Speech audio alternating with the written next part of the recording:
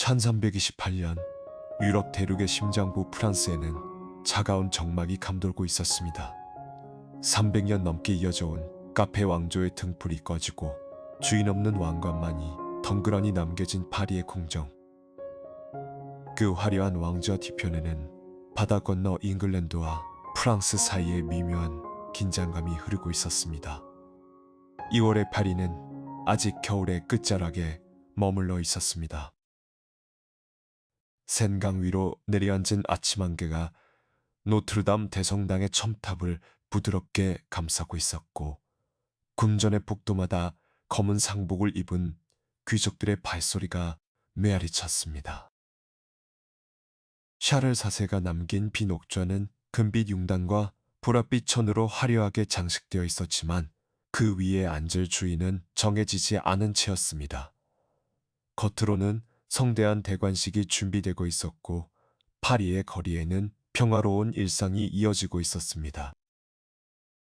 빵 굽는 냄새가 골목마다 퍼져나갔고 상인들은 여느 때와 다름없이 시장에서 물건을 팔았으며 아이들은 대성당 앞 광장에서 뛰어놀았습니다. 귀족들의 저택에서는 연회가 열렸고 음유 시인들은 기사도의 영광을 노래했습니다. 누가 보아도 프랑스는 유럽에서 가장 부유하고 강력한 왕국이었습니다. 영토는 넓었고 인구는 많았으며 문화는 찬란했습니다. 하지만 플랑드르의 양털과 키엔 지방의 와인 향기 속에는 이미 피비린내 나는 비극의 전조가 스며들고 있었습니다. 바다 건너 잉글랜드의 젊은 왕 에드워드 3세는 프랑스 왕위에 대한 권리를 주장하며 야심을 불태우고 있었고, 프랑스 내 잉글랜드 영토인 기엔 지방을 둘러싼 오래된 갈등은 언제 터질지 모르는 화약고와 같았습니다. 북쪽의 필랑드르 지방에서는 양털 무역을 둘러싼 경제적 이해관계가 복잡하게 얽혀 있었습니다. 아무도 예상하지 못했습니다. 이 왕관을 둘러싼 다툼이 무려 116년 동안이나 이어질 거대한 전쟁의 서막이었다는 것을요. 그 전쟁은 중세 기사도의 황금기를 종말로 이끌 것이었고, 영웅들의 피와 평민들의 눈물로 유럽의 지도를 다시 그릴 것이었습니다. 그리고 그 긴 어둠의 끝에서 한 소녀의 목소리가 역사의 물줄기를 바꾸어 놓을 것이었습니다. 오늘 밤 우리는 그 100년의 세월을 함께 걸어가 보려 합니다. 왕관을 둘러싼 야망과 배신, 전장의 피와 영광, 그리고 신의 목소리를 들었다고 말한 한 농부의 딸. 이 모든 이야기가 어떻게 하나로 엮여 중세의 끝과 근대의 시작을 알렸는지 천천히 따라와 주시기 바랍니다. 본격적으로 이야기 들어가기 전에 구독과 좋아요 눌러주신 분들께 오늘 밤 편안한 잠이 찾아오시길 바랍니다. 프랑스 왕위를 둘러싼 이 비극의 뿌리를 이해하려면 우리는 먼저 중세 유럽의 왕위 계승이 어떤 의미를 지녔는지 알아야 합니다. 오늘날 우리에게 왕위 계승은 단순히 한 사람에서 다른 사람으로 권력이 넘어가는 것처럼 보일 수 있습니다. 하지만 중세의 왕은 단순한 통치자가 아니었습니다. 그는 하늘이 내린 존재였고 신과 백성 사이를 잇는 달이었으며 왕국 그 자체의 화신이었습니다. 카페 왕조는 987년 위그 카페가 프랑크 왕국의 왕으로 선출된 이래 300년 넘게 프랑스를 다스려 왔습니다. 이 왕조의 가장 놀라운 점은 단 한 번도 적통 남성 후계자가 끊긴 적이 없었다는 것입니다. 아버지에서 아들로, 그 아들에서 또 그 아들로. 왕관은 마치 신의 섭리인 양, 자연스럽게 전해져 왔습니다. 프랑스 사람들은 이것을 당연하게 여겼고 카페 왕조의 영속은 신이 프랑스를 축복한 증거라고 믿었습니다.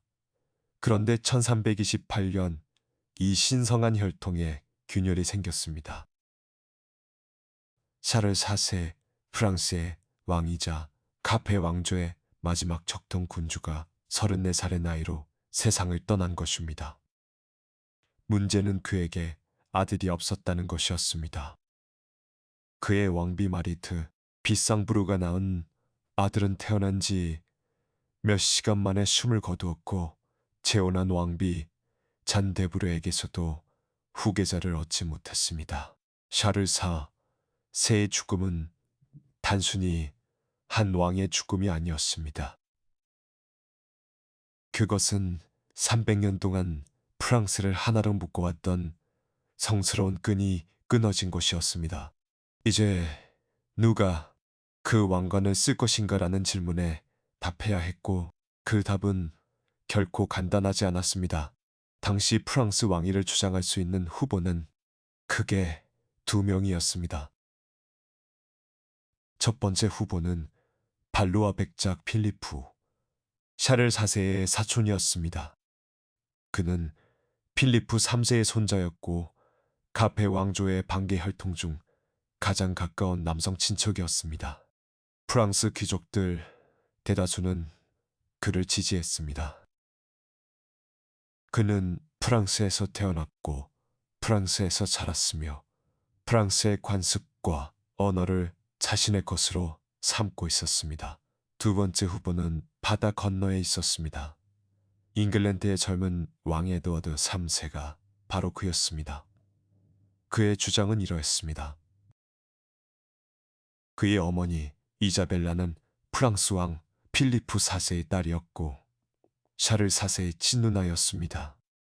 혈통으로 따지자면 에드워드 3세는 죽은 왕의 조카였고 발로아의 필리프보다 더 가까운 친척이었습니다. 그는 자신이 외손자로서 프랑스 왕위를 계승할 정당한 권리가 있다고 선언했습니다. 문제는 프랑스의 살리카법이라 불리는 오래된 관습이 있었다는 것입니다. 이 법은 여성을 통한 왕위 계승을 금지하고 있었습니다. 정확히 말하면 여성은 왕위를 물려받을 수 없을 뿐 아니라 왕위를 물려줄 수도 없다는 것이 프랑스 법률가들의 해석이었습니다. 에드워드 3세가 아무리 필리프 4세의 외손자라 해도 그 권리는 여성인 어머니를 통해 전해진 것이므로 무효라는 논리였습니다. 이 살리카법의 해석은 사실 당시에도 논쟁의 여지가 있었습니다. 원래 살리카법은 5세기경 프랑크족의 법전에서 유래한 것으로 토지 상속에 관한 규정이었습니다. 이것이 왕위 계승에도 적용된다고 해석한 것은 프랑스 법률가들의 확대 해석이었고 편의에 따른 결정이라는 비판도 있었습니다. 하지만 프랑스 귀족들에게 이 법적 논쟁보다 더 중요한 것이 있었습니다.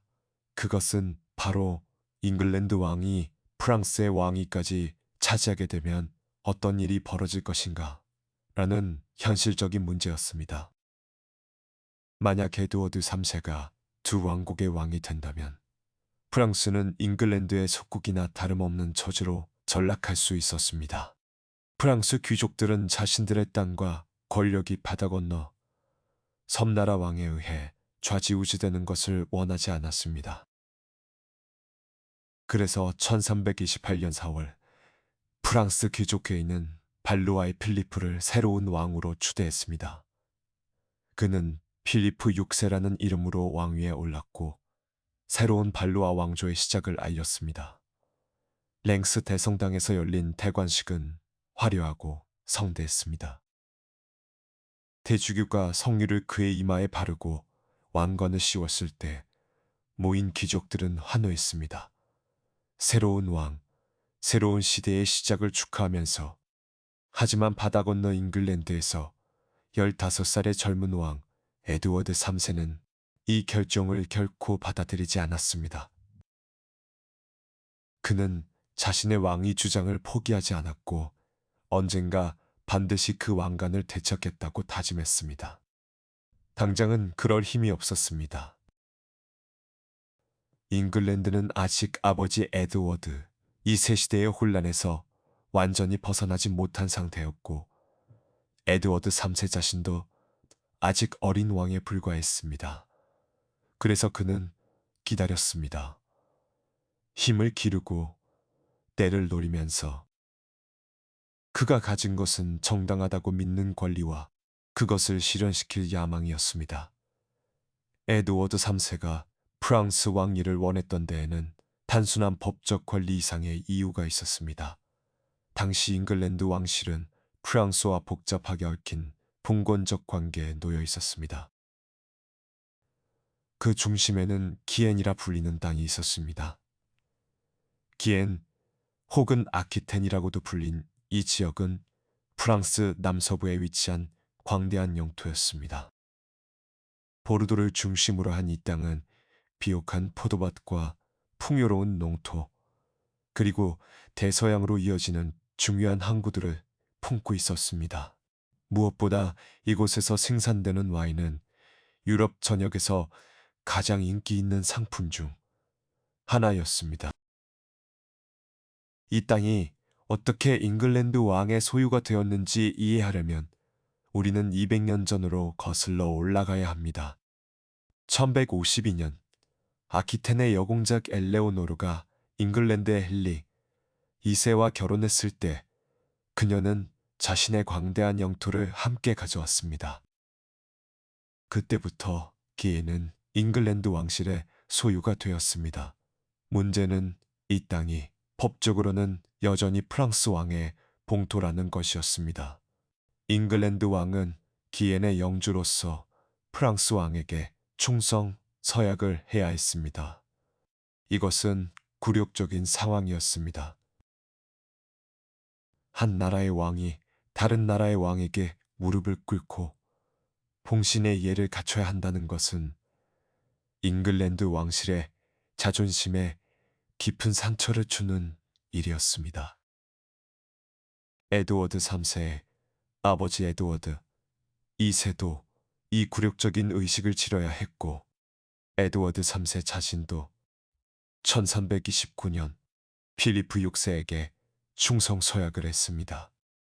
젊은 왕은 아미엥 대성당에서 프랑스 왕 앞에 무릎을 꿇었습니다. 그의 입술은 형식적인 충성의 말을 내뱉었지만 그의 마음속에는 분노와 치욕감이 타올랐습니다.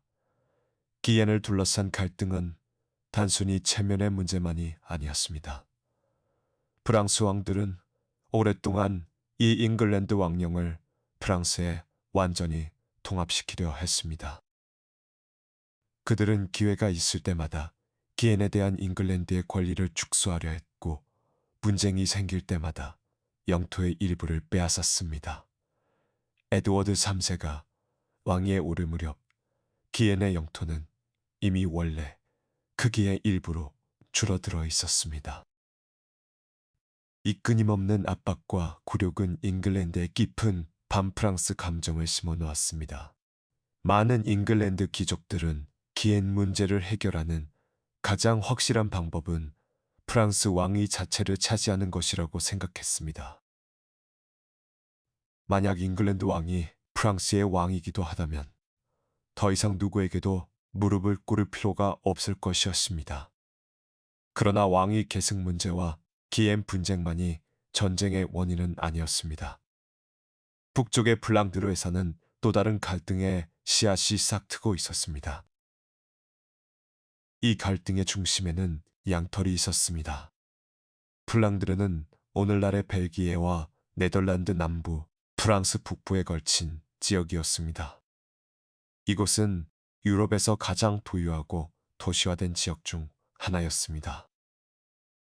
헨트, 브리헤, 이프르 같은 도시들은 인구가 수만 명에 달했고 그 부의 원천은 모주물 산업이었습니다.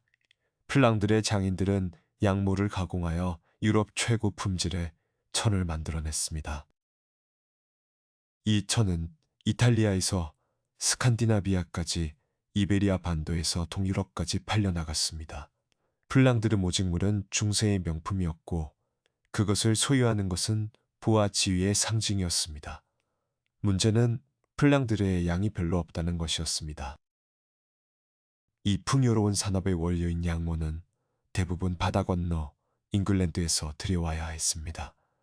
잉글랜드의 양은 품질이 뛰어났고 그 양털은 플랑드르 장인들이 가장 선호하는 원료였습니다.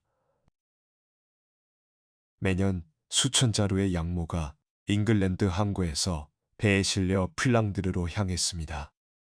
이 양모 무역은 양국 모두에게 엄청난 부를 가져다 주었습니다.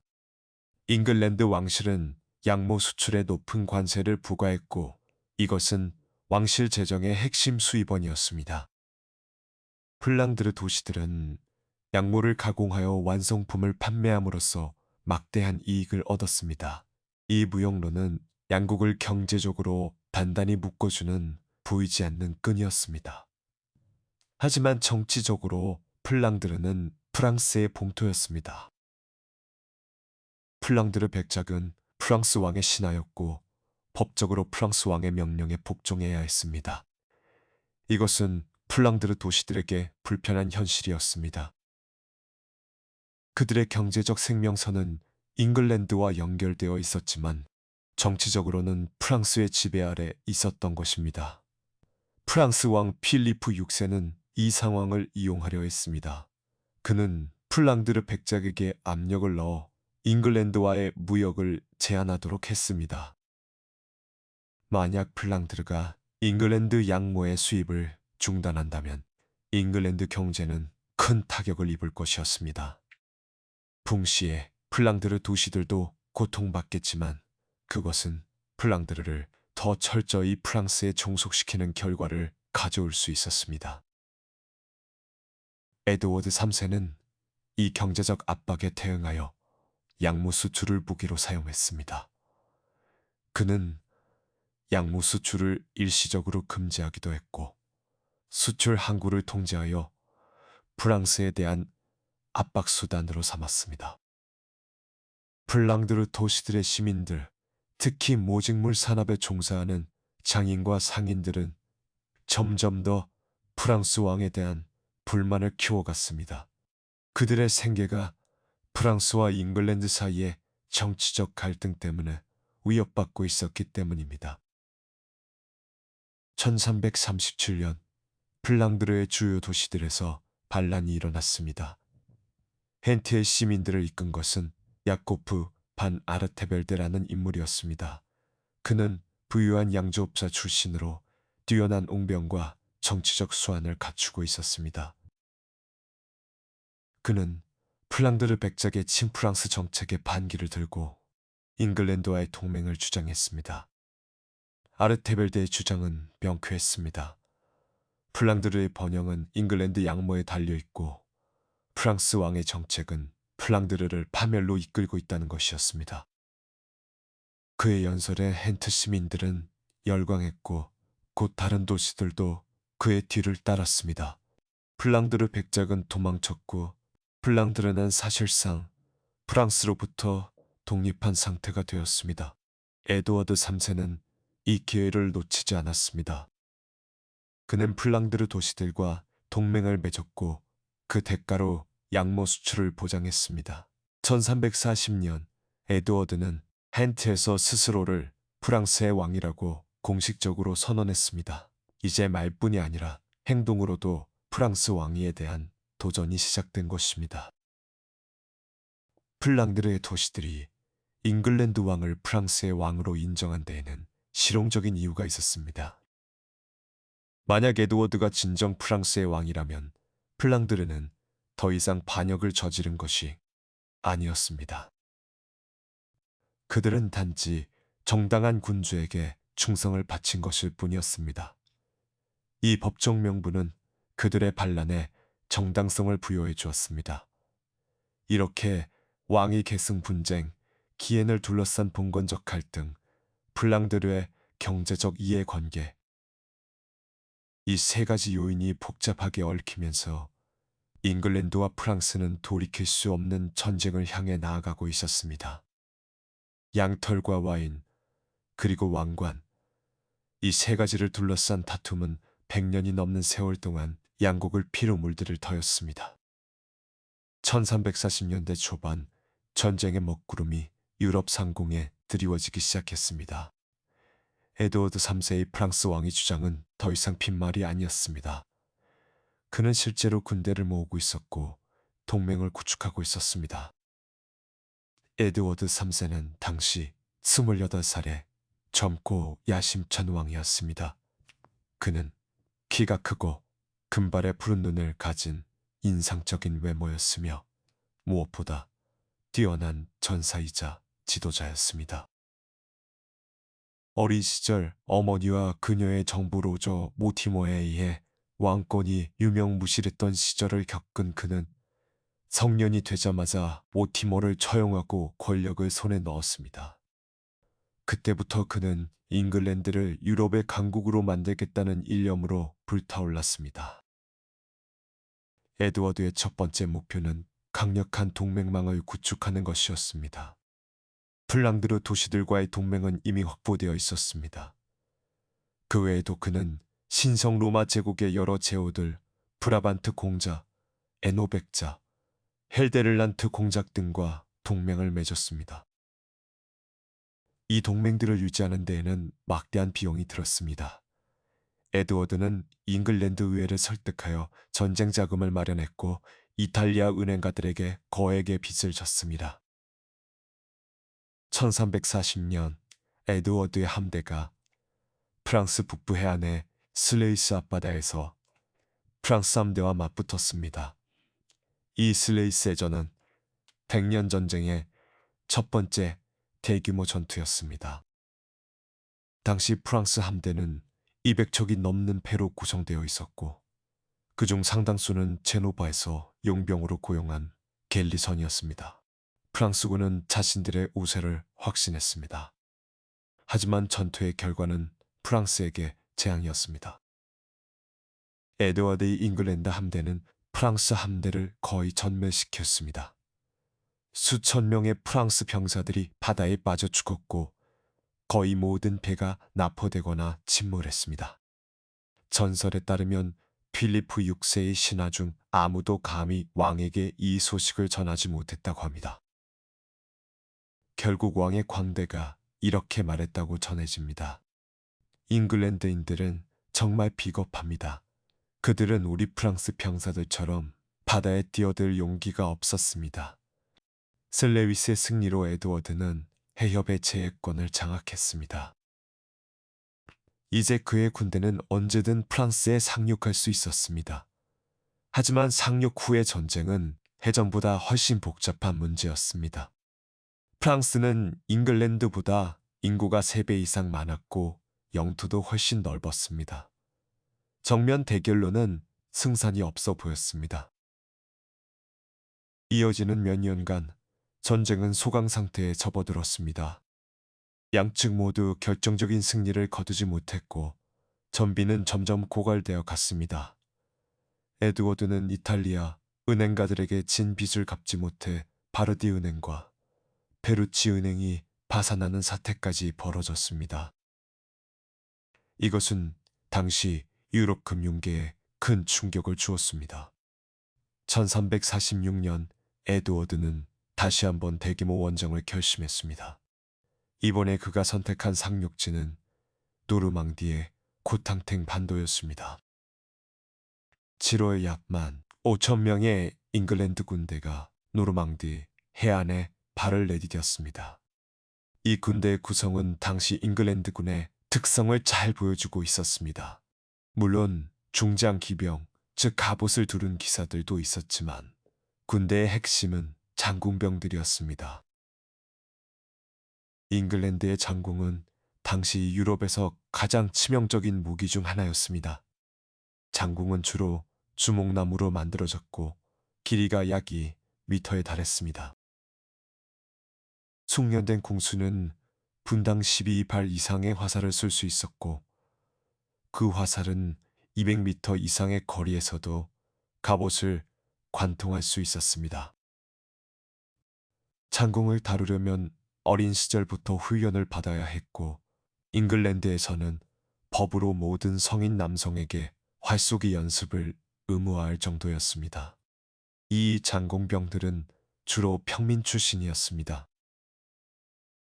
그들은 기사도의 규범에 얽매이지 않았고 오직 효율성과 승리만을 추구했습니다. 이것은 명예로운 1대1 전투를 이상으로 삼는 프랑스 기사도와는 근본적으로 다른 전쟁관이었습니다. 노르망디에 상륙한 에드워드의 군대는 빠르게 내륙으로 진격했습니다. 그들은 객을 함락시키고 생강을 따라 이동하며 약탈과 파괴를 일삼았습니다. 이런 전술을 슈보쉐라고 불렀는데 적의 영토를 황폐화시켜 경제적 타격을 주고 적군을 유인하는 것이 목적이었습니다. 필리프 6세는 거대한 프랑스 군대를 이끌고 잉글랜드군을 추격했습니다. 그의 군대는 잉글랜드군보다 훨씬 규모가 컸습니다. 기록에 따르면 3만 명 이상, 일부 기록은 5만 명 이상이라고도 합니다. 프랑스군의 핵심은 화려한 갑옷을 두른 중장기병, 즉 기사들이었습니다. 그들은 유럽 최정예 전사들로 수십 년간 마상창 시합과 전투로 단련된 자들이었습니다. 에드워드는 처음에는 전투를 피하려 했습니다. 그의 군대는 규모가 작았고 보급품도 떨어져 가고 있었습니다. 그는 플랑드르로 철수하여 동맹군과 합류할 계획이었습니다. 하지만 생강과 송강을 건너는 것은 쉽지 않았습니다. 프랑스군이 다리를 파괴하고 강이 도하 지점을 지키고 있었기 때문입니다. 에드워드의 군대는 점점 궁지에 몰렸습니다. 식량은 바닥나고 있었고 뒤에서는 프랑스 대군이 추격해오고 있었습니다. 마침내 그의 정찰대가 송강의 얕은 도하 지점을 발견했을 때 잉글랜드군은 간신히 강을 건널 수 있었습니다. 프랑스군은 불과 몇 시간 차이로 그들을 놓쳤습니다. 하지만 더 이상 도망칠 수는 없었습니다. 에드워드는 전투를 받아들이기로 결심했습니다. 그가 선택한 장소는 크레시 마을 근처의 작은 언덕이었습니다. 1346년 8월 26일 운명의 날이 밝았습니다. 에드워드는 자신의 군대를 세 개의 전투대로 나누어 언덕 위에 배치했습니다. 최전방에는 그의 16살짜리 아들 웨일스공 에드워드가 지휘하는 부대가 있었습니다. 이 젊은 왕자는 훗날 검은 갑옷을 즐겨 입어 흑태자라는 별명을 얻게 됩니다. 잉글랜드군의 진영은 독특했습니다. 기사들은 말에서 내려 보병처럼 싸우도록 배치되었고 그들의 양옆에는 장궁병들이 쐐기 모양으로 배치되었습니다. 이것은 당시의 관례를 완전히 벗어난 배치였습니다. 기사가 말에서 내린다는 것은 명예를 버리는 것과 같았지만 에드워드는 실용적인 사람이었습니다. 오후 늦게 프랑스군이 도착했습니다.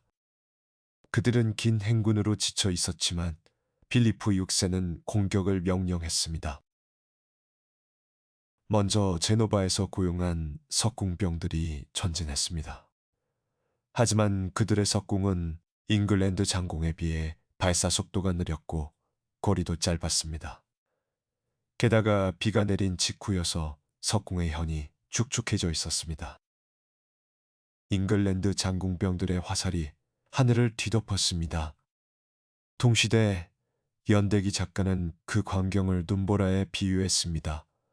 화살이 비처럼 쏟아지자 제노바 석궁병들은 도망치기 시작했습니다. 그들을 본 프랑스 기사들은 격분했습니다. 비겁한 자들이라며 일부 기사들은 도망치는 석궁병들을 짓밟으며 돌격했습니다. 하지만 기사들의 돌격은 재앙이었습니다. 언덕을 향해 올라오는 그들에게 화살이 끊임없이 쏟아졌습니다.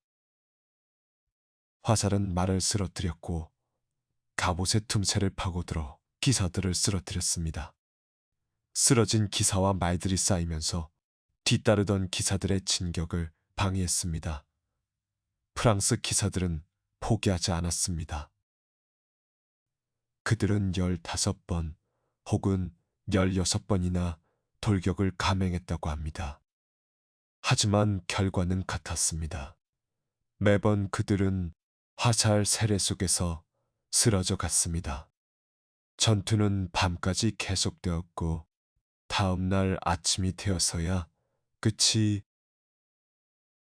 들판에는 프랑스 귀족들의 시체가 뒤덮였습니다. 사망자 중에는 맹인왕이라 불린 보헤미아의 왕 요한도 있었습니다. 그는 이미 시력을 잃은 상태였지만 전투에 참가하기를 고집했습니다. 그의 신하들이 그의 말고삐를 자신들의 말에 묶어 전장으로 이끌었고 그는 검을 휘두르다가 전사했습니다. 에드워드의 아들 흑태자는 이 용감한 맹인 왕에게 깊은 감명을 받아 그의 문장인 세 개의 깃털과 이딘, 즉 나는 섬긴다라는 표어를 자신의 것으로 삼았습니다. 크레시 전투에서 프랑스는 1500명 이상의 기사와 귀족을 잃었습니다. 보병과 석공병의 사망자까지 합치면 10,000명이 넘었다고 합니다. 반면 잉글랜드군의 손실은 수백 명에 불과했습니다. 이것은 압도적인 승리였습니다. 크레시 전투는 단순한 군사적 승리 이상의 의미를 가졌습니다. 그것은 중세 기사도의 종말을 알리는 서막이었습니다. 화려한 갑옷을 입고 명예르게 싸우던 기사들이 평민 출신의 공수들에게 속절없이 쓰러져 갔습니다. 신분과 혈통이 아니라 기술과 전술이 전쟁의 승패를 결정했습니다. 에드워드는 승리의 여세를 몰아 북쪽으로 진격하여 칼레를 포위했습니다. 칼레는 영국 해협의 면한 전략적 요충지였고 이곳을 차지하면 잉글랜드군은 언제든 프랑스에 상륙할 수 있는 교두보를 확보하게 될 터였습니다. 포위는 거의 1년이나 계속되었습니다. 갈레 시민들은 굶주림 속에서도 끝까지 저항했지만 결국 1347년 8월에 항복하지 않을 수 없었습니다. 에드워드는 처음에 시민들을 모두 처형하려 했지만 6명의 시민 대표가 목에 밧줄을 걸고 항복의 열쇠를 가져왔을 때 왕비 필리파의 간청으로 그들의 목숨을 살려주었습니다. 이 갈레의 시민들 이야기는 후대의 명예와 희생의 상징으로 전해지게 됩니다. 오기스트 로댕은 500년 후에 이 장면을 청동 조각으로 영원히 남겼습니다.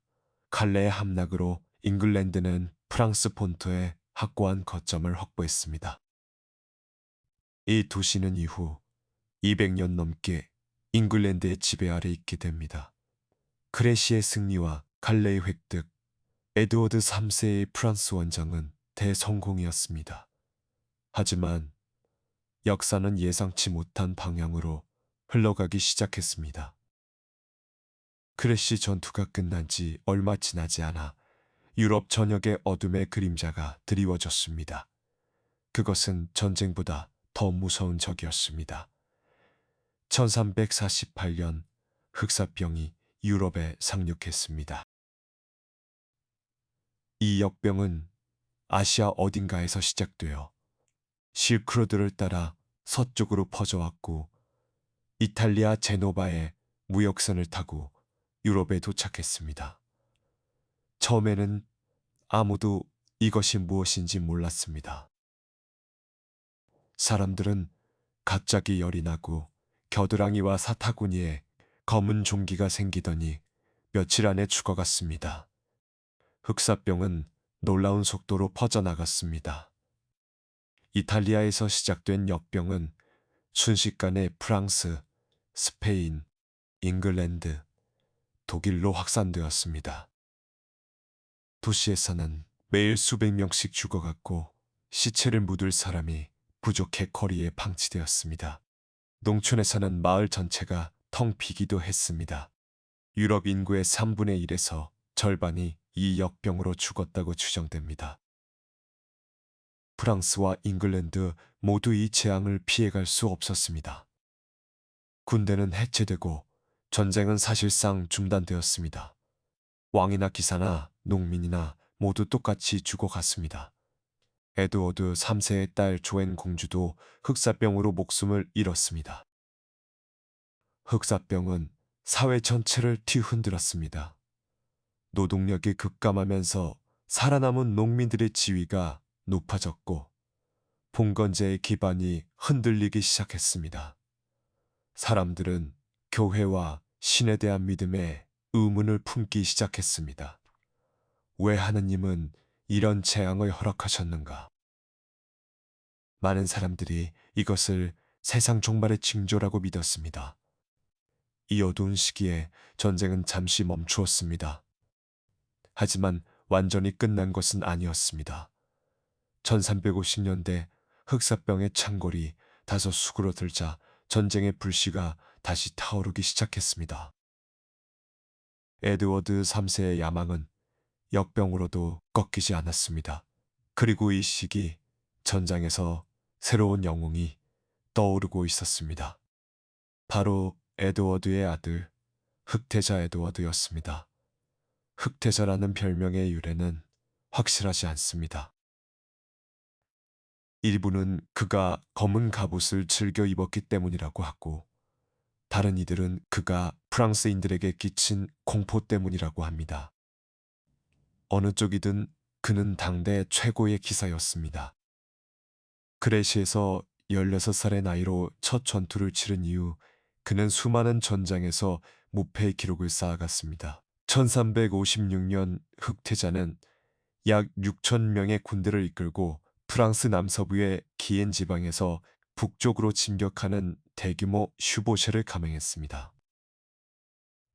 그의 목표는 적의 영토를 약탈하고 황폐화시켜 프랑스의 전쟁 수행 능력을 약화시키는 것이었습니다. 잉글랜드군은 루아르 강유역까지 진출하며 도시와 마을을 불태웠습니다. 보르도에서 출발한 그들은 수백 킬로미터를 행군하며 약탈품을 산더미처럼 모았습니다. 하지만 돌아오는 길에 문제가 생겼습니다. 프랑스의 새 왕장 이세가 거대한 군대를 이끌고 그들을 추격하고 있었던 것입니다. 장 이세는 필리프 6세의 아들로 아버지가 1350년에 죽은 후 왕위를 물려받았습니다. 그는 용감한이라는 별명을 가지고 있었는데 이것은 칭찬이자 동시에 약간의 비아냥이기도 했습니다. 그는 확실히 용감했지만 그 용기가 때로는 무모함으로 변하곤 했습니다. 1356년 9월 장 이세는 약 10,000명의 군대를 이끌고 흑태자의 군대를 따라잡았습니다. 양군은 푸아티에 근처에서 마주쳤습니다. 흑태자의 상황은 좋지 않았습니다. 그의 군대는 오랜 행군으로 지쳐 있었고 약탈품과 포로들 때문에 기동력이 떨어져 있었습니다. 식량과 물도 부족했습니다. 그는 협상을 시도했습니다. 약탈품을 돌려주고 7년간 프랑스를 공격하지 않겠다고 제안했습니다. 하지만 장이세는 거절했습니다. 그는 승리를 확신했습니다. 그의 군대는 적의 3배가 넘었고 크레시의 교훈을 배워 새로운 전술을 준비했습니다.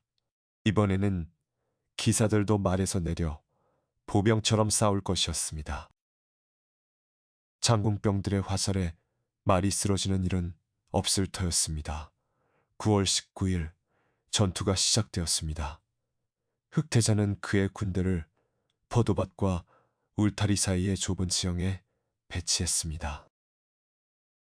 프랑스군이 공격하려면 이 좁은 통로를 지나야 했고 그곳에서 잉글랜드 장군병들이 기다리고 있었습니다. 프랑스 기사들은 용감하게 전진했습니다. 그들은 무거운 갑옷을 입고 언덕을 올랐습니다. 크레시에서처럼 말에서 내려 걸어서 진격했습니다. 하지만 무거운 갑옷은 행군을 느리게 만들었고 좁은 지형은 그들의 대형을 흐트러뜨렸습니다. 화살이 쏟아지는 가운데 그들은 지쳐갔습니다. 전투의 결정적 순간은 프랑스군이 거의 잉글랜드군 진영에 도달했을 때 찾아왔습니다. 흑태자는 예비대를 이끌고 측면으로 돌아 프랑스군의 옆구리를 쳤습니다. 지친 프랑스 기사들은 이 기습에 대응할 수 없었습니다. 대영은 무너졌고 패주가 시작되었습니다. 프랑스 왕 장이세는 도망치지 않았습니다. 그는 끝까지 싸웠습니다. 그의 옆에는 막내 아들 비이프가 있었는데 아직 14살밖에 되지 않은 소년이었습니다. 이 소년은 아버지 옆에서 아버지, 오른쪽을 조심하세요. 아버지, 왼쪽을 조심하세요 라고 외치며 적의 공격을 알렸다고 합니다. 이 때문에 그는 훗날 담대공 필리프라는 별명을 얻게 됩니다. 결국 장 2세는 포로로 잡혔습니다. 프랑스의 왕이 전장에서 적에게 사로잡힌 것입니다. 이것은 프랑스 역사상 최대의 굴욕 중 하나였습니다. 왕과 함께 수많은 귀족들도 포로가 되었습니다. 전사한 귀족도 2,500명이 넘었습니다. 흑태자는 포로가 된 프랑스 왕을 기사도적 예우로 대했습니다. 그는 왕과 함께 저녁 식사를 했고 왕에게 직접 시중을 들었습니다. 그는 왕에게 이렇게 말했다고 전했습니다. 전하께선 오늘 누구보다도 용감하게 싸우셨습니다. 모든 사람이 전하의 용맹을 기억할 것입니다. 하지만 이 기사도적 예우 뒤에는 냉정한 계산이 있었습니다. 포로가 된 왕은 그 자체로 엄청난 몸값을 가져다 줄 것이었습니다. 그리고 실제로 그랬습니다. 장 2세가 잉글랜드의 포로로 끌려간 후 프랑스는 혼란에 빠졌습니다. 왕이 없는 나라는 배가 없는 배와 같았습니다. 왕세자 샤를이 섭정을 맡았지만 그의 권위는 취약했습니다. 이 혼란을 틈타 각지에서 반란이 일어났습니다. 1357년 파리에서는 에티엔 마르셀이 이끄는 시민 봉기가 일어났습니다. 그는 파리 상인조합의 대표였고 왕실의 실정을 비판하며 개혁을 요구했습니다. 한때 그는 왕세자의 궁전을 점령하고 왕세자의 눈앞에서 2명의 대신을 살해하기까지 했습니다. 농촌에서는 1358년에 자크리의 난이 일어났습니다. 자크는 당시 농민을 비하하는 말이었습니다. 수십 년간의 전쟁, 흑사병, 무거운 세금에 지친 농민들이 들고 일어난 것입니다. 그들은 성을 불태우고 귀족들을 학살했습니다. 억압받던 자들의 분노가 폭발한 것이었습니다. 하지만 이 반란들은 조직력과 지도력의 부재로 결국 진압되었습니다. 에티엔 마르셀은 살해당했고 자크리의 난도 귀족들의 반격으로 무자비하게 진압되었습니다. 수만 명의 농민들이 학살당했습니다.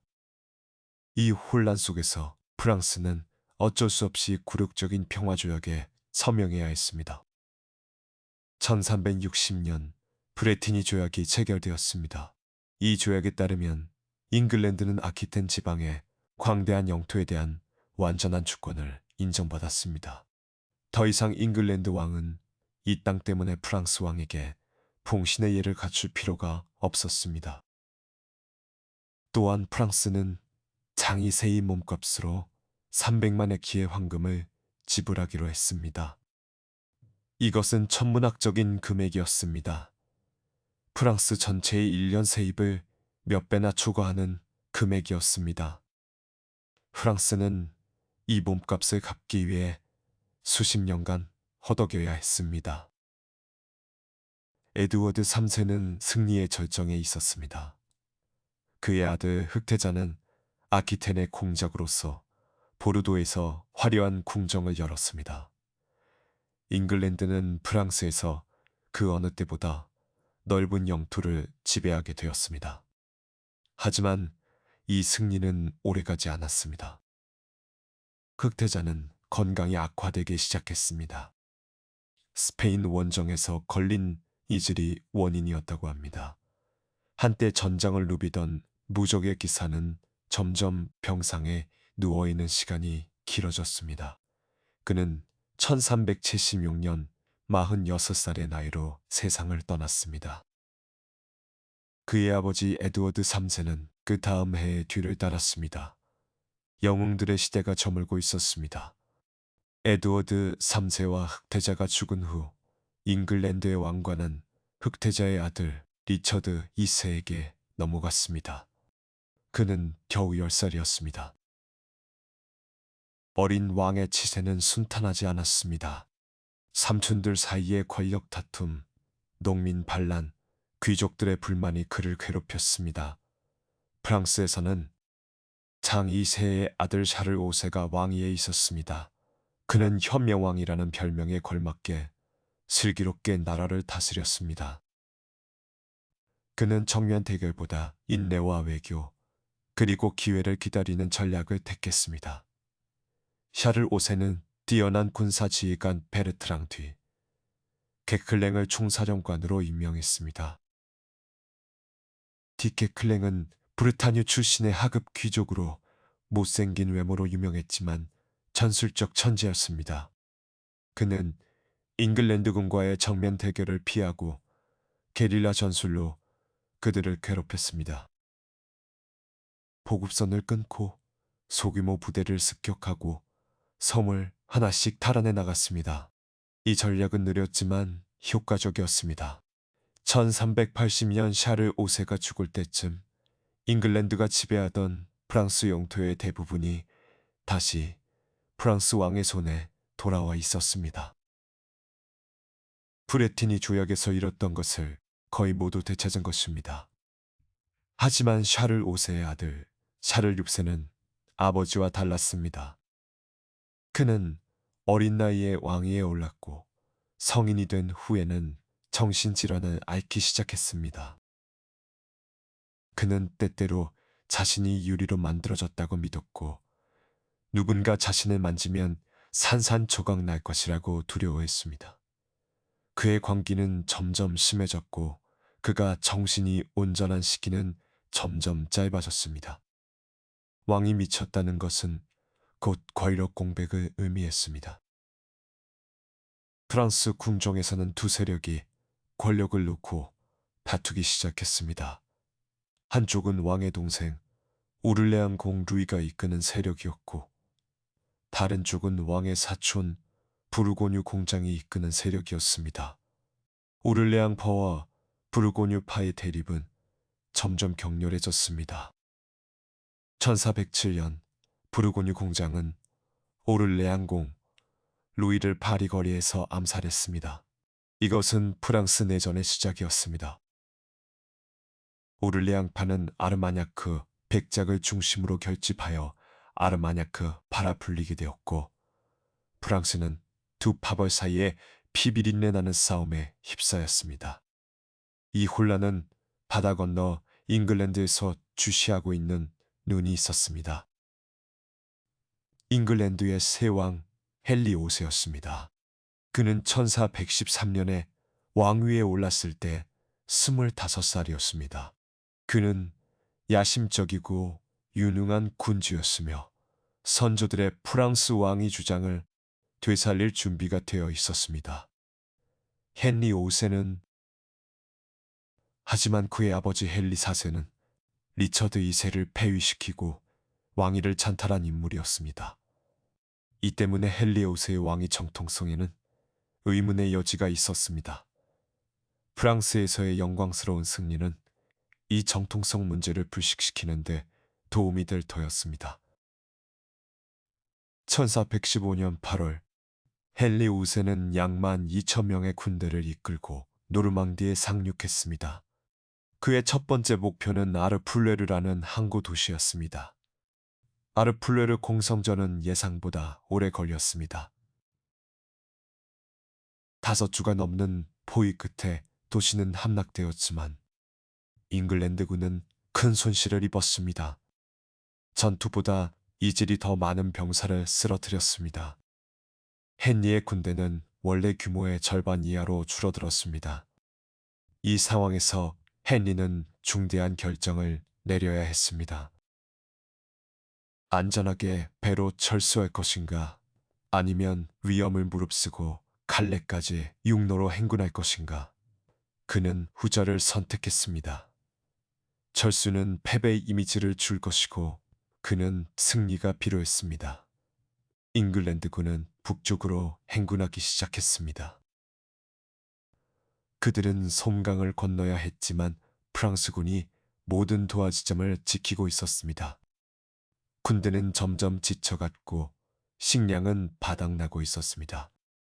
70년 전 크래시로 향하던 에드워드 3세의 군대와 비슷한 상황이었습니다. 마침내 잉글랜드군은 솜강 상류에서 도하에 성공했습니다. 하지만 이제 프랑스 대군이 그들의 앞을 막아서고 있었습니다. 아르마냐크파와 부르고뉴파의 갈등에도 불구하고 외국 침략자에 맞서기 위해 프랑스 귀족들이 결집한 것입니다. 프랑스군은 잉글랜드군의 3배 이상이었습니다. 그들은 승리를 확신했습니다. 크레시와 푸아티에의 교훈을 배웠다고 생각했습니다. 이번에는 기사들이 말에서 내려 싸울 것이었고 장궁병들의 화살에 당하지 않을 것이었습니다. 1415년 10월 25일 아젠쿠르라는 작은 마을 근처에서 양군이 마주쳤습니다. 전날 밤 비가 내렸고 들판은 진흙탕이 되어 있었습니다. 헤니오스는 그의 군대를 숲 사이에 좁은 공간에 배치했습니다. 양쪽의 숲이 측면을 보호해 주었고 프랑스군이 공격하려면 정면의 좁은 통로를 통과해야 했습니다. 이것은 크래쉬와 푸아티에서 증명된 잉글랜드군의 전형적인 방어 전술이었습니다. 아침이 되었지만 프랑스군은 공격하지 않았습니다. 그들은 잉글랜드군이 지쳐서 먼저 움직이기를 기다리고 있었습니다. 몇 시간이 지나자 헨리는 결심했습니다. 그는 군대에 전진을 명령했습니다. 잉글랜드군은 프랑스군의 장궁 사거리 안까지 전진한 후 멈추었습니다. 장궁병들이 땅에 뾰족한 말뚝을 박아 기병 돌격을 막는 방책을 세웠습니다. 그리고 화살을 쏘기 시작했습니다. 프랑스군은 더 이상 기다릴 수 없었습니다. 화살 세례 속에서 가만히 있을 수는 없었습니다. 중장 기병이 먼저 돌격했고 뒤이어 도보로 진군하는 기사들이 따랐습니다. 전날 내린 비는 프랑스군에게 재앙이었습니다. 무거운 갑옷을 입은 기사들은 무릎까지 빠지는 진흙 속을 걸어야 했습니다. 그들은 좁은 전선에 빽빽이 몰려들었고 제대로 움직이지도 무기를 휘두르지도 못했습니다. 화살이 비처럼 쏟아지는 가운데 그들은 진흙 속에서 허우적거렸습니다. 그래도 프랑스 기사들은 전진했습니다. 마침내 그들은 잉글랜드군 전열에 도달했습니다. 하지만 진흙 속 행군에 지친 그들은 제대로 싸울 힘이 남아있지 않았습니다. 잉글랜드 병사들은 망치와 도끼로 쓰러진 기사들을 때렸습니다. 갑옷의 틈새를 노려 단검을 찔러 넣었습니다. 전투는 학살로 변했습니다. 프랑스 기사들은 층층이 쌓여갔습니다. 뒤에서 밀려오는 아군에 눌려 움직이지 못하는 자들, 진흙 속에 빠져 익사하는 자들, 쓰러진 동료들 밑에 깔려 죽는 자들, 그것은 전투라기보다 도살에 가까웠습니다. 전투가 거의 끝나갈 무렵 프랑스 진영에서 잉글랜드군의 침략을 공격했다는 보고가 들어왔습니다. 헨리는 후방을 위협받았다고 판단하고 잔인한 결정을 내렸습니다. 그는 포로로 잡은 프랑스 기사들을 모두 죽이라고 명령한 것입니다. 이것은 기사도의 규범에 정면으로 위배되는 명령이었습니다. 포로는 몸값을 받고 풀어주는 것이 관례였습니다. 귀족 포로는 그 자체로 재산이었습니다. 하지만 헨리는 전쟁의 승리가 더 중요하다고 판단했습니다. 수백 명, 어쩌면 수천 명의 프랑스 귀족들이 그 자리에서 목숨을 잃었습니다. 아젠쿠르 전투에서 프랑스는 5천 명에서 10,000명 사이의 병력을 잃었습니다. 그중 상당수가 고위 귀족들이었습니다. 프랑스 군사 귀족층의 상당 부분이 이 하루의 전투에서 사라진 것입니다. 반면 잉글랜드군의 손실은 수백 명에 불과했습니다. 아젠쿠르의 승리로 헨리 5세는 일약 유럽의 영웅이 되었습니다. 그는 잉글랜드에서 크레시의 에드워드 3세, 푸아티에의 흑태자의 머금가는 전설적인 존재로 떠올랐습니다. 하지만 그는 여기서 멈추지 않았습니다. 이후 몇 년간 그는 노르망디를 체계적으로 정복해 나갔습니다. 도시들이 하나씩 함락되었습니다. 루앙, 노르망디의 수도가 1419년에 함락되었습니다. 프랑스 내부의 분열은 헨리의 진력을 도왔습니다. 부르고뉴파는 아르마냐크파에 대한 증오 때문에 잉글랜드와 손을 잡았습니다. 1418년 부르고뉴 공장이 아르마냐크파와의 회담 중에 암살당했습니다. 그의 아들 필리프는 복수를 맹세하며 헨리 5세와 동맹을 체결했습니다. 1420년 트루아 조약이 체결되었습니다. 이 조약은 프랑스의 완전한 굴복이었습니다. 조약에 따르면 헨리 5세는 프랑스의 속정이 되었고 샤를 6세가 죽은 후에는 프랑스의 왕위를 계승하기로 되어 있었습니다. 샤를 6세의 딸 카트린이 헨리의 왕비가 되었고 그들 사이에서 태어난 아이가 잉글랜드와 프랑스 두 왕국의 왕이 될 것이었습니다. 샤를 6세의 아들 왕세자 샤를은 이 조약에서 제외되었습니다. 그는 사생아라는 이유로 왕위 계승권을 부인당했습니다. 프랑스 왕비 이자보가 그녀의 아들이 왕의 친자가 아니라고 증언했기 때문입니다. 트로아 조약이 체결되었을 때 프랑스의 운명은 결정된 것처럼 보였습니다. 파리는 잉글랜드와 부르고뉴 동맹의 손에 있었습니다. 북부 프랑스의 대부분이 점령되어 있었습니다. 왕세자 샤를은 루아르 강 남쪽으로 쫓겨나 부르스라는 작은 도시를 근거지로 삼고 있었습니다. 사람들은 그를 조롱하여 부르주의 왕이라고 불렀습니다. 1422년 헨리 5세가 갑자기 세상을 떠났습니다. 그의 나이 35살이었습니다. 이질이 원인이었다고 합니다. 같은 해에 샤를 6세도 죽었습니다. 트루아 조약에 따라 헨리의 아들, 태어난 지 9달밖에 안 된 헨리 6세가 잉글랜드와 프랑스 두 왕국의 왕으로 선포되었습니다. 젖먹이 왕이 두 왕국을 다스린다는 것은 물론 불가능했습니다. 잉글랜드에서는 헨리의 동생 베드포드 공이, 프랑스에서는 역시 베드포드 공이 섭정을 맡았습니다. 베드포드 공주는 유능한 지휘관이었고 헨리 5세가 시작한 정복 사업을 계속해 나갔습니다. 1428년 잉글랜드군은 오를레앙을 포위했습니다. 오를레앙은 루아르 강변의 전략적 요충지였습니다.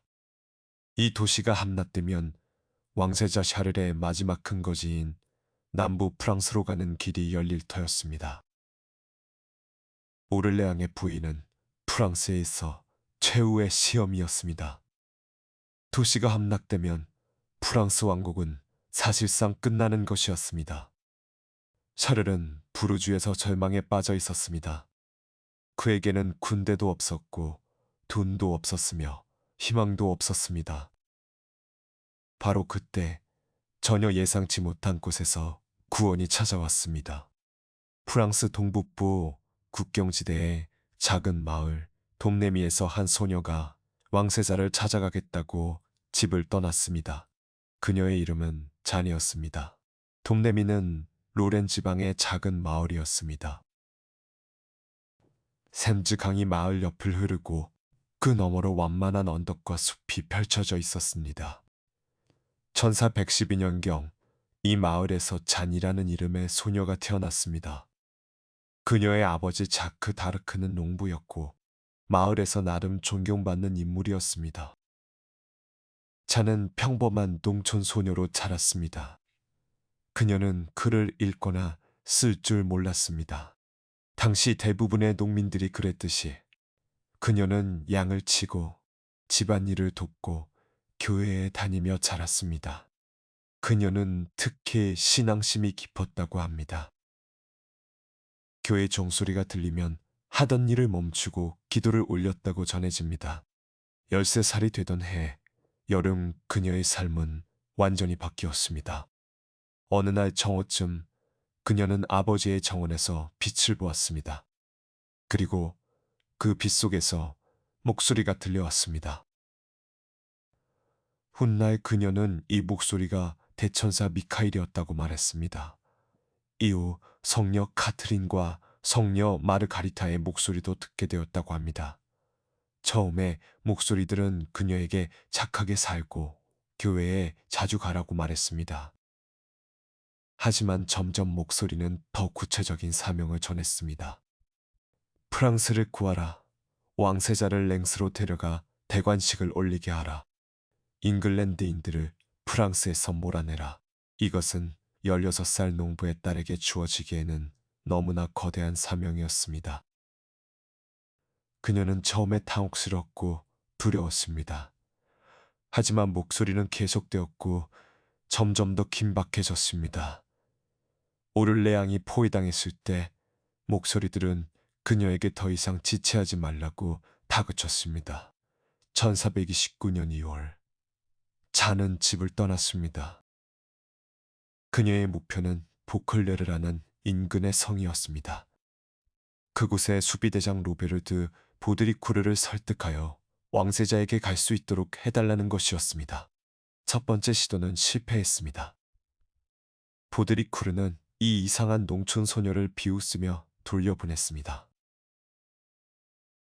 아버지에게 데려가서 낙이라도 때리라고 말했다고 합니다. 하지만 자는 포기하지 않았습니다. 그녀는 다시 찾아갔고 또다시 찾아갔습니다. 무엇이 보드리쿠르의 마음을 바꾸었는지는 확실하지 않습니다. 어떤 기록은 그녀가 먼 곳에서 일어난 전투의 결과를 미리 알아맞혔다고 합니다. 어떤 기록은 그녀의 확신에 찬 태도가 그를 감동시켰다고 합니다. 어찌되었든 결국 보드리쿠르는 그녀에게 호위병과 말, 남자 옷을 주어 왕세자에게 보내기로 했습니다. 잔이 남자 옷을 입은 것은 나중에 중요한 문제가 됩니다.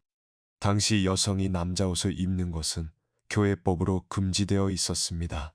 하지만 잔에게 이것은 실용적인 선택이었습니다. 전장을 누비고 병사들 사이에서 지내려면 여성의 긴 치마는 불편했습니다. 그리고 남자 옷은 그녀를 보호해주기도 했습니다. 바지와 상의를 끈으로 단단히 묶으면 원치 않는 접근을 막을 수 있었습니다. 열하루간의 위험한 여정 끝에 자는 왕세자가 머무는 신홍성에 도착했습니다. 그녀를 기다리고 있는 것은 회의적인 눈초리들이었습니다. 궁정의 귀족들과 성직자들은 이 농촌 소녀가 정말로 신의 메신저인지 의심했습니다. 혹시 악마에게 홀린 것은 아닌지, 혹시 적의 접자는 아닌지, 왕세자 샤를도 그녀를 시험해 보기로 했습니다. 그는 평범한 옷을 입고 신하들 사이에 섞여 있었고 다른 사람이 왕세자의 옷을 입고 있었습니다. 잔이 그녀를 맞이하러 나온 군중 속에서 진짜 왕세자를 알아볼 수 있는지 시험한 것입니다. 전설에 따르면 잔은 망설임 없이 샤를에게 다가가 인사했습니다. 그녀는 그를 전에 본 적이 없었지만 목소리들이 그를 알아보게 해주었다고 말했습니다.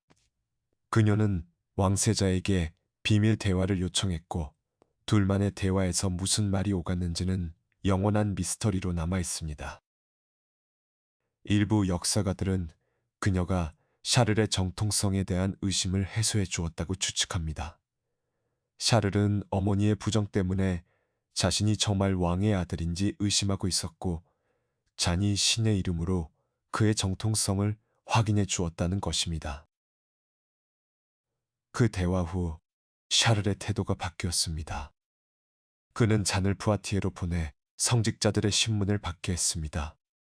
3주간의 신문 끝에 성직자들은 그녀에게서 악마의 흔적을 발견하지 못했다고 보고했습니다.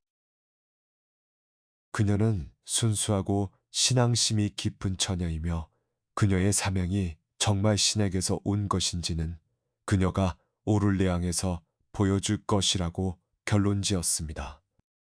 1429년 4월, 잔은 오를레앙으로 향하는 구원군의 일원이 되었습니다. 그녀에게는 갑옷과 말이 주어졌고 그녀만의 깃발도 만들어졌습니다. 흰 바탕에 백합 문양이 있고 신과 두 천사의 그림이 있는 깃발이었습니다.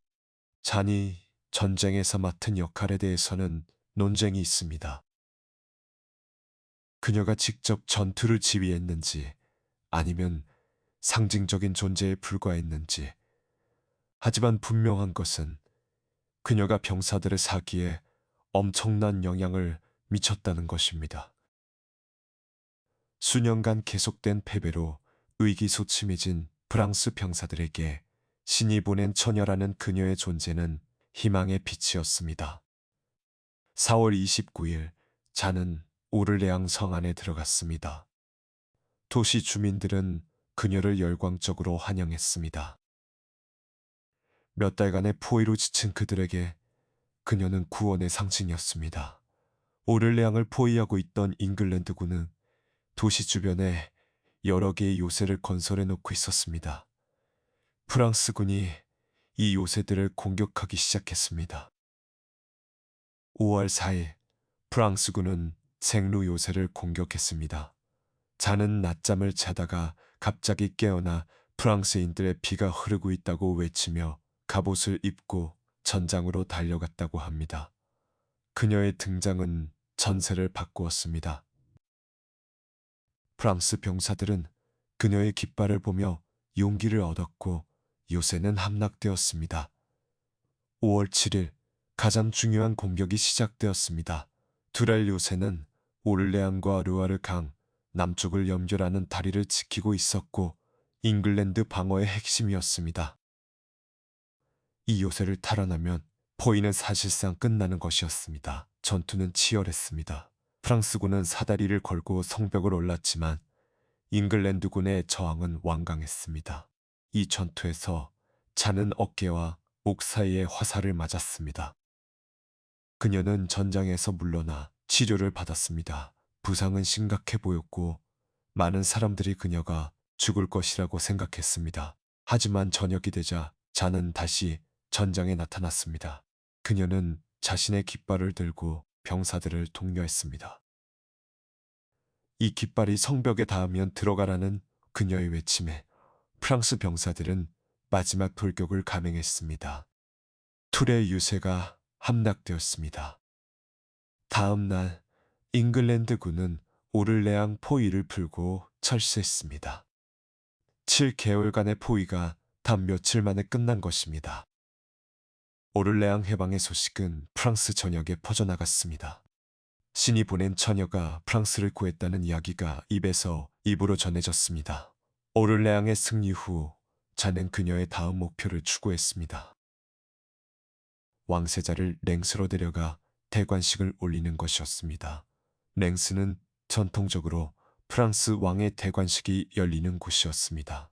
하지만 랭스는 적의 영토 깊숙이 있었고 가는 길에는 잉글랜드와 부르고뉴 파가 장악한 도시들이 있었습니다.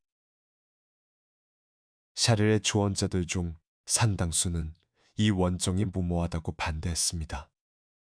하지만 잔은 고집했습니다.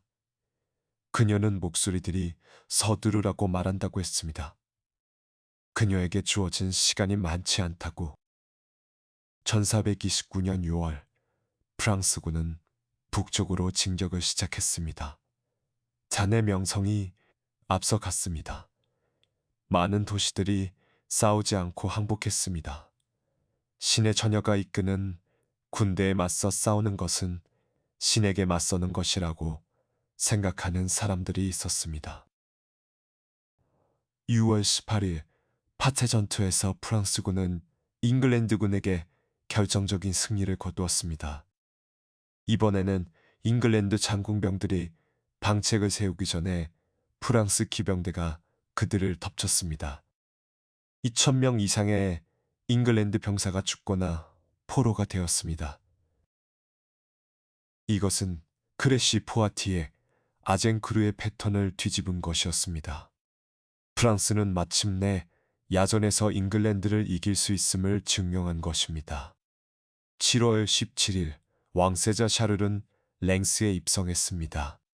다음 날 랭스 대성당에서 대관식이 열렸습니다. 대주교가 성유를 왕의 이마에 바르고 왕관을 씌웠습니다. 샤를은 더 이상 부르주의 왕이 아니었습니다. 그는 샤를 7세 신성하게 즉위한 프랑스의 정당한 왕이 된 것입니다. 대관식 내내 자는 왕의 옆에 서서 자신의 깃발을 들고 있었습니다. 한 농구의 딸이 왕의 대관식에 그렇게 가까이 서 있다는 것은 전례 없는 일이었습니다. 훗날 그녀에게 왜 깃발이 그렇게 명예로운 자리에 있었느냐고 묻자 그녀는 이렇게 대답했다고 합니다. 고난을 함께 했으니 영광도 함께하는 것이 이 순간이 자네 생애에서 가장 찬란한 순간이었습니다. 불과 몇 달 전까지 무명의 농촌 소녀였던 그녀가 왕의 대관식에서 가장 영예로운 자리에 서 있었습니다. 목소리들이 말한 두 가지 사명 중 하나, 왕에게 대관식을 올리게 하라는 사명은 완수되었습니다. 하지만 두 번째 사명, 잉글랜드인들을 프랑스에서 몰아내라는 사명은 아직 남아 있었습니다. 그리고 이 사명을 완수하기에 그녀에게 주어진 시간은 이미 얼마 남지 않았습니다. 랭스 대관식 이후 자네 운명은 급격히 변하기 시작했습니다. 오를레앙에서 랭스까지의 승리 행진은 눈부셨지만 그 이후의 길은 험난했습니다. 문제의 시작은 파리 공격이었습니다. 자는 프랑스의 수도 파리를 탈환하기를 원했습니다. 파리는 부르고뉴파가 장악하고 있었고 잉글랜드의 어린 왕 헨리 6세의 프랑스 측 정부가 있는 곳이었습니다. 파리를 되찾으면 전쟁은 사실상 끝나는 것이나 다름없었습니다. 1429년 9월 프랑스군은 파리 성벽 앞에 도착했습니다. 하지만 공격은 실패했습니다. 파리 시민들은 왕당파 군대를 환영하지 않았습니다. 그들은 부르고뉴파에게 충성하고 있었고 성벽 위에서 격렬히 저항했습니다. 자는 이 전투에서 허벅지에 석궁 화살을 맞았습니다. 그녀는 계속 싸우려 했지만 그녀의 부하들이 그녀를 전장에서 끌어냈습니다. 더 결정적인 것은 왕 샤를 7세의 태도였습니다.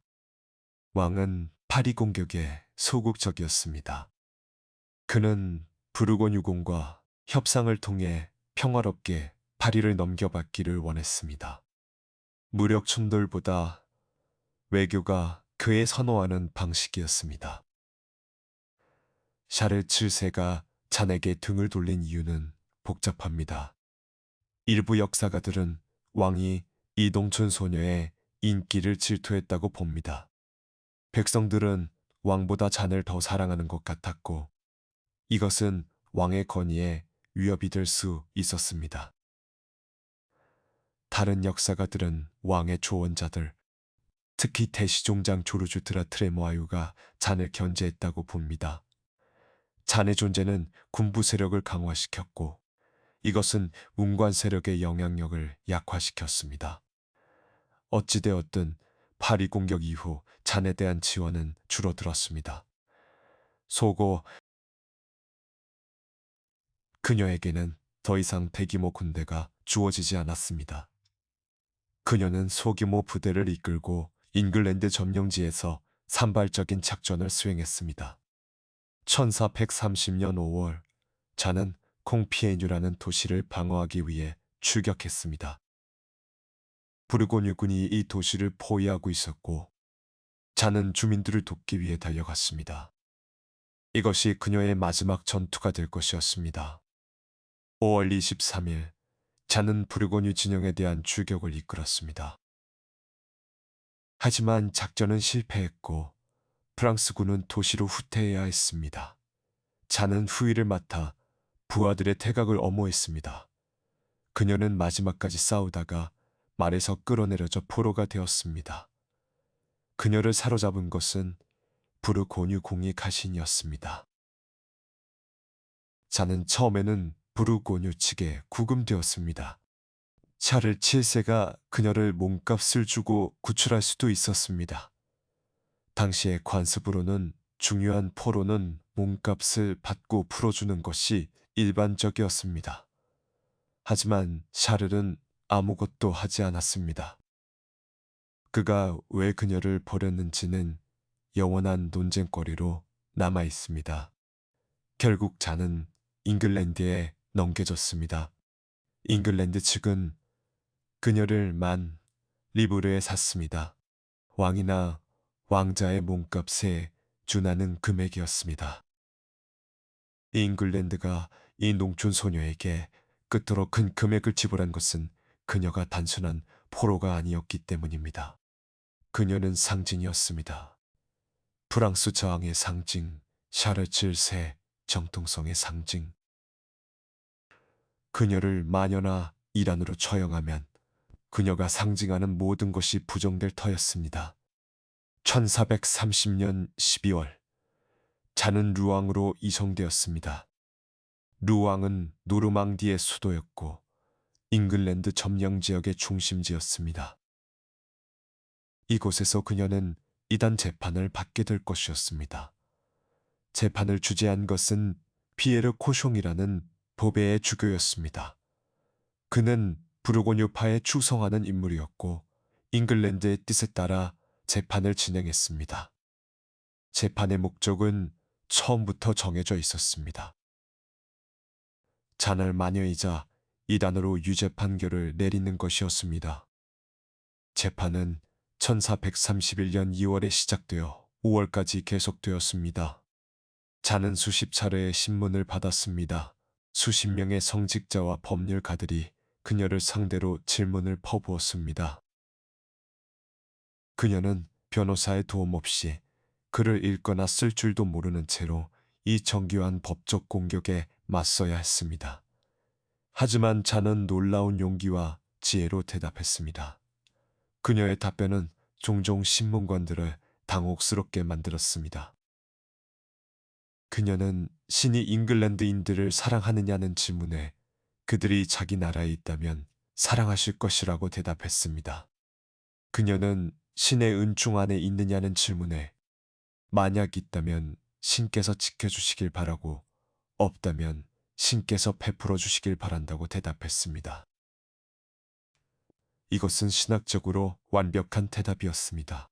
어떤 답을 해도 함정에 빠질 수 있는 질문이었는데 그녀는 그 함정을 피해간 것입니다.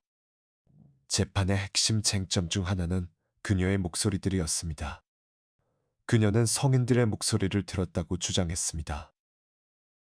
하지만 교회의 공식 입장은 어떤 계시가 신에게서 온 것인지 판단하는 것은 개인이 아니라 교회의 권한이라는 것이었습니다. 잔이 교회의 판단 없이 목소리들을 신의 메시지로 받아들인 것은 교회의 권위에 도전하는 것으로 해석될 수 있었습니다. 또 다른 쟁점은 남자옷이었습니다. 잔은 계속 남자옷을 입고 있었습니다. 이것은 성경의 율법에 위배되는 것으로 여겨졌습니다. 신문관들은 그녀에게 여자옷을 입으라고 반복적으로 요구했습니다. 5월 24일 생투행 묘지에서 공개적인 설교와 판결이 열렸습니다. 잔에게는 두 가지 선택지가 주어졌습니다. 자신의 죄를 인정하고 회개하면 목숨을 건질 수 있었습니다. 거부하면 화형에 처해질 터였습니다. 무엇이 일어났는지는 기록마다 다릅니다. 어떤 기록은 잔이 회개 선언서에 서명했다고 합니다. 그녀는 그를 몰랐으므로 자신이 무엇에 서명하는지 모른 채 십자가 표시를 했다는 것입니다. 다른 기록은 그녀가 처음에는 거부했다가 화영대가 준비되는 것을 보고 두려움에 굴복했다고 합니다. 어찌되었든 자는 잠시 목숨을 건졌습니다. 그녀는 종신 금고형을 선고받고 감옥에 갇혔습니다. 그리고 여자 옷을 입도록 강요받았습니다. 하지만 며칠 후 그녀는 다시 남자 옷을 입고 있는 것이 발견되었습니다. 왜 그랬는지에 대해서는 여러 설명이 있습니다. 어떤 기록은 간수들이 그녀의 여자 옷을 빼앗아 남자 옷을 입을 수밖에 없게 만들었다고 합니다. 어떤 기록은 그녀가 감옥에서 강간 위협을 받았고 남자 옷이 유일한 보호 수단이었다고 합니다. 어떤 기록은 그녀가 스스로 회개를 철회하기로 결심했다고 합니다. 잔이 다시 남자 옷을 입었다는 것은 그녀가 회개를 철회하고 재범한 이단이 되었음을 의미했습니다.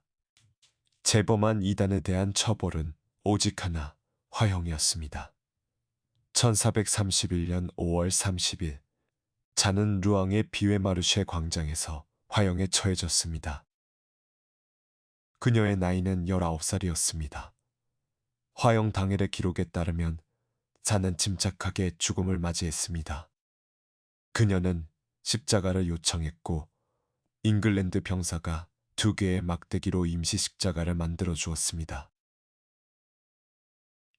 그녀는 불길 속에서 예수의 이름을 여러 번 불렀다고 합니다. 목격자들 중 일부는 눈물을 흘렸습니다. 잔의 죽음은 잉글랜드에게 승리를 가져다 주지 못했습니다. 오히려 그녀의 순교는 프랑스인들의 저항 의지를 더욱 불태웠습니다. 그녀가 오를레앙에서 시작한 반격은 멈추지 않았습니다. 1435년 부르고뉴 공 필리프는 잉글랜드와의 동맹을 파기하고 프랑스와 화해했습니다. 아라스 조약으로 프랑스 내전이 끝난 것입니다. 아라스 조약으로 프랑스 내전이 끝난 것입니다. 이것은 잉글랜드에게 치명적인 타격이었습니다. 부르고뉴의 지원 없이 프랑스에서 버티는 것은 거의 불가능했습니다. 1436년 파리가 샤를칠 세의 손에 돌아왔습니다. 시민들이 성문을 열고 왕당파 군대를 맞아들인 것입니다. 이후 잉글랜드의 프랑스 영토는 조금씩 하지만 꾸준히 줄어들었습니다. 노르망디가 탈환되었고 기엔의 도시들이 하나씩 프랑스에 돌아왔습니다. 1453년 7월 카스티용 전투에서 프랑스군은 잉글랜드군을 대파했습니다. 이 전투에서 프랑스군은 대포를 효과적으로 사용했습니다. 화약 무기의 발전은 전쟁의 양상을 바꾸어 놓았습니다. 장공병과 기사의 시대가 저물고 대포와 총의 시대가 열리고 있었습니다. 카스티용 전투 후 잉글랜드군 사령관 탐버 백작이 전사했습니다. 그는 수십 년간 프랑스에서 싸운 노련한 장군이었습니다. 그의 죽음과 함께 잉글랜드의 프랑스 지배도 사실상 끝났습니다. 같은 해 10월 보르도가 프랑스에 항복했습니다. 이로써 잉글랜드가 프랑스에서 보유한 영토는 칼레 단 한 곳뿐이 되었습니다. 300년 동안 잉글랜드 왕실이 지배했던 기엔 지방이 마침내 프랑스로 돌아온 것입니다. 100년 전쟁은 공식적인 종전조약 없이 끝났습니다. 양측 모두 전쟁을 계속할 의지와 능력을 잃었습니다. 잉글랜드에서는 요크 가문과 랭커스터 가문 사이의 장미 전쟁이 시작되어 프랑스에 신경 쓸 여력이 없었습니다. 프랑스는 파괴된 국토를 재건해야 했습니다. 116년간의 전쟁이 그렇게 끝났습니다. 그 시작은 왕관을 둘러싼 분쟁이었지만 그 결과는 단순한 왕위 계승 문제를 넘어서는 것이었습니다. 100년 전쟁이 끝났을 때 유럽은 전쟁이 시작되었을 때와는 완전히 다른 세계가 되어 있었습니다. 가장 눈에 띄는 변화는 군사적인 것이었습니다. 크레시와 포아티에에서 빛났던 장궁은 이제 대포와 화승총의 자리를 내주고 있었습니다. 카스티용 전투는 화약 무기가 전장을 지배하는 새로운 시대의 시작을 알렸습니다. 화려한 갑옷을 입고 돌격하는 기사는 점점 과거의 유물이 되어갔습니다. 전쟁은 더 이상 개인의 무용이 결정짓는 것이 아니라 기술과 조직과 재정이 결정짓는 것이 되어갔습니다. 봉건제도 역시 치명적인 타격을 입었습니다. 수많은 귀족들이 전쟁터에서 죽었습니다. 흑사병은 노동력을 격감시켜 농민들의 지위를 높여주었습니다. 왕들은 전쟁을 위해 상비군을 유지하고 관료제를 발전시켜야 했고, 이것은 중앙 집권화를 촉진시켰습니다.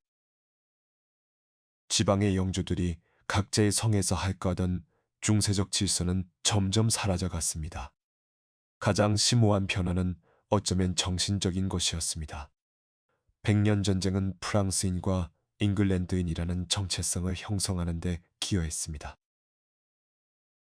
전쟁 이전의 프랑스의 귀족들은 자신을 프랑스인이라기보다는 브르타뉴인, 부르고뉴인, 가스코뉴인으로 여겼습니다. 그들의 충성은 지역 영주에게 먼저 가고 그 다음에야 왕에게 갔습니다.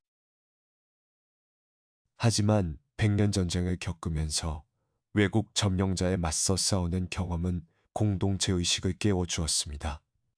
잔타르크가 호소한 것은 바로 이 새로운 정체성이었습니다. 그녀는 귀족이 아니었고 어떤 지역 영주의 충신도 아니었습니다. 그녀는 프랑스라는 나라를 위해 싸웠고 프랑스의 왕을 위해 싸웠습니다. 그녀의 이야기가 그토록 강력한 울림을 가진 것은 그녀가 새롭게 형성되고 있는 민족 정체성의 화신이었기 때문입니다. 잔타르크는 죽은 지 25년 후인 1456년에 복권 재판을 통해 명예를 회복했습니다. 1920년에는 교황에 의해 시성되어 성인의 반열에 올랐습니다. 오늘날 그녀는 프랑스의 수호성인 중 한 명이며 프랑스 민족주의의 상징입니다. 하지만 그녀의 삶을 되돌아볼 때 우리는 영웅서사의 이면에 있는 비극도 보아야 합니다. 그녀는 19살에 불에 타 죽었습니다.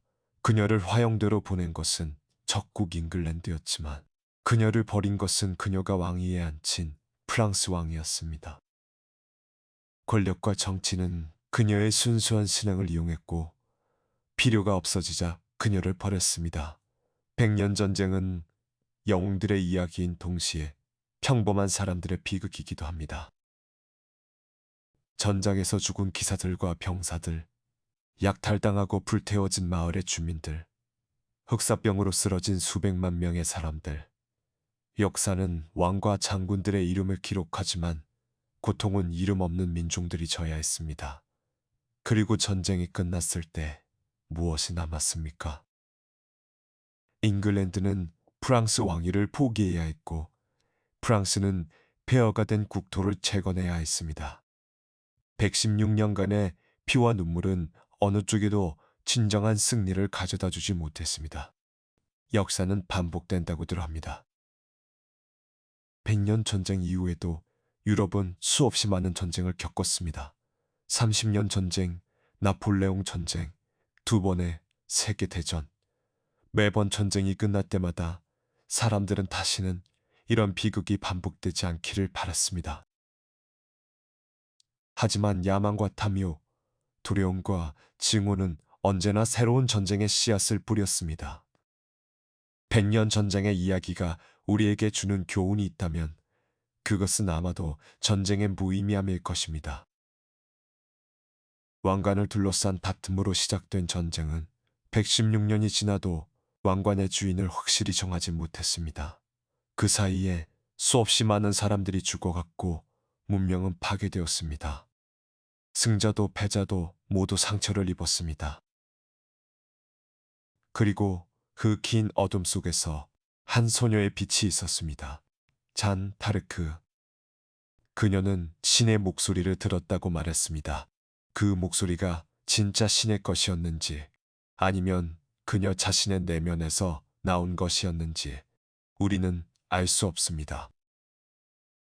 하지만 분명한 것은 그녀가 자신이 들은 것을 믿었고 그 믿음을 위해 모든 것을 바쳤다는 것입니다. 어둠이 가장 짙을 때 희망은 가장 예상치 못한 곳에서 찾아옵니다. 농부의 딸이 왕국을 구하고 약자가 강자를 이기고 불가능해 보이는 것이 현실이 됩니다. 그것이 잔 다르크의 이야기가 수백 년이 지난 지금까지도 사람들의 마음을 움직이는 이유일 것입니다. 양털과 와인, 그리고 왕관. 이 세 가지를 둘러싼 100년의 다툼이 막을 내렸습니다. 그 무대 위에서 빛났던 영웅들과 악당들, 승리와 패배, 영광과 비극. 이 모든 것은 역사라는 거대한 강물 속으로 흘러가 버렸습니다. 하지만 그 이야기는 남아서 오늘 밤 우리에게 전해졌습니다. 긴 밤 동안 함께 해주셔서 감사합니다. 100년의 세월을 걸어온 우리의 여정이 여러분에게 작은 감동이 되었기를 바랍니다. 역사는 멀리 있는 것이 아닙니다. 그것은 지금 우리가 딛고 있는 땅의 아래에, 우리가 마시는 공기 속에, 우리가 사용하는 언어 안에 살아 숨쉬고 있습니다. 오늘도 끝까지 함께 해주셔서 감사합니다. 구독과 좋아요 눌러주시면 매일 밤 편안한 이야기로 찾아뵙겠습니다. 오늘 밤도 깊고 편안한 잠 주무시길 바랍니다.